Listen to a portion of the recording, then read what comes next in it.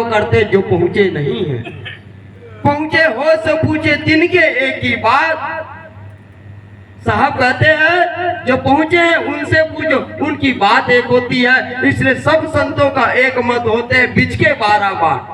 सब संतों का तो मत एक होता है, चाहे आप रैदास का ले लीजिए, गोस्वामी तुलसीदास जी का ले लीजिए, गुरु नानक साहब का ले लीजिए, कबीर साहब का ले लीजिए, सूफियों में ले लीजिए, सबका विचार एक होता है। लेकिन जो बीच के 12 बाट होते हैं, बिचौलिया होते हैं ना, उनके मत अलग अलग होते हैं। विवाद हो खड़े करते हैं, संतों को बदनाम हो करते हैं। संत कोई बदनाम नहीं होता। पहुंचे हो तो पूछिए जिनके एक ही बात।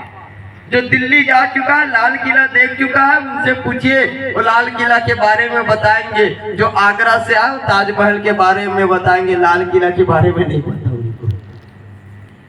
तो संत जो होते हैं अनुभव से बोलते हैं, हम बोलते हैं तो शास्त्रों से बोलते हैं, सुन करके बोलते हैं।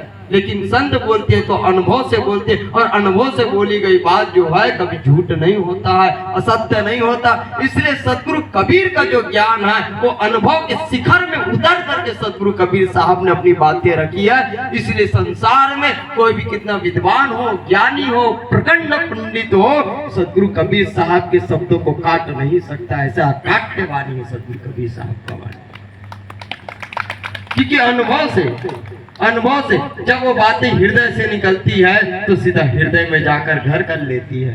और सदगुरु कबीर साहब के शब्द बहुत ही महत्वपूर्ण है। सदगुरु कबीर साहब ने एक शब्द भी व्यर्थ उपयोग नहीं किया। सदगुरु कबीर साहब के बोलने का लक्ष्य काव्य में माधुर्य लाना नहीं है, या सदगुरु कबीर साहब ने किसी को अपने आप को प्रदर्शित करने के लिए कहा। सदगुरु कबीर साहब ने जो भी बात कहा अंतर मन की बात कहा। जब सदगुरु कबीर साहब को कोई कहता, वाह कबीर जी आपकी तो बड़ी महिमा है, आपकी तो बड़ी प्रसिद्धि है, लोग आपके भजनों को गुनगुनाते हैं, आपके दोहों को गुनगुनाते हैं, तो कबीर साहब कहते हैं तुम जिन जानो गीत ये सोनी के ब्रह्म विचार। तुम जिसे गीत समझते हो, भजन समझते हो, वो सिर्फ भजन नहीं है, गीत नहीं है, कविता नहीं है, छंद नहीं है, रामायणी नहीं है, निज ब्रह्म विचार। मेरे निज ब्रह्म विचार है। उस परमात्मा के मिलन का एक रास्ता है। ये सिर्फ गाने का भजन नहीं है, ये चलने का मार्ग है जो आत्मा को परमात्मा से जोड़ देता है।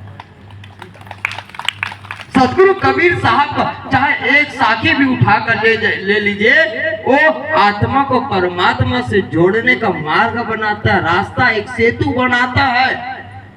आत्मा और परमात्मा को जोड़ने के लिए तो बस हमें जुड़ना है, लेकिन हम जुड़ना ही नहीं चाहते। जैसे कोई व्यक्ति कुएं में गिरा है, अब उसे रस्सी भी दे